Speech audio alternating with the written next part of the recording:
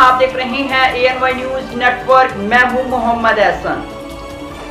साहिवाल से executive director Prince Altaf की report के मुताबिक तहरीक इंसाफ साहिवाल के नायब सदर हर दिल अजीज शख्सियत सरदार महमूद खालिद खां केतरान और साबिक चेयरमैन PHA पीर सैयद रिजवान मुजफ्फर शाह ने कहा है कि PTI रहनुमाओं पर तशद्दुद की शदीद मजम्मत करते हैं। साबिक गवर्नर उमर सरफराज चीमा पर तशद्दुद करने वाले अनासर अल्लाह की गिरफ्त में आएंगे। PTI रहनुमाओं और कारकुनों के जाली मुकदमात में गिरफ्तारियां जाली हुकूमत के खात्मे का सबब बनेंगी। इन ख्यालात का इज़हार हाजी सरदार महमूद खालिद खां केतरान ने हंगामी प्रेस कॉन्फ्रेंस और PTI कारकुनों से खिताब करते हुए किया।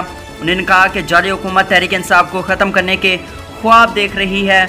ख्वाब देखने पर कोई पाबंदी नहीं है। मौजूदा हुकूमत का ख्वाब ही रह जाएगा। सुप्रीम कोर्ट के तारीखी फैसले के मुताबिक हुकूमत को हर सूरत आम इंतखाबात कराने पड़ेंगे। इसके अलावा उनके पास कोई चारा नहीं है। बदमाशी और धोनस नहीं चलेगी। मरकजी सूबाई क़यादत और कारकुनों की बिला जवाज़ गिरफ्तारियाँ हुकूमत को ले डूबेगी। पार्टी रहनुमा और कारकुनों पर मुकदमात ख़त्म करके उन्हें रिहा किया जाए। उन्होंने मज़ीद कहा कि तहरीक इंसाफ को ख़त्म करने वाले PDM के जाली लीडर खुद सियासत से ख़त्म हो जाएंगे। तहरीक इंसाफ ने इनकी सियासत ताबूत में कील ठोक दिए हैं।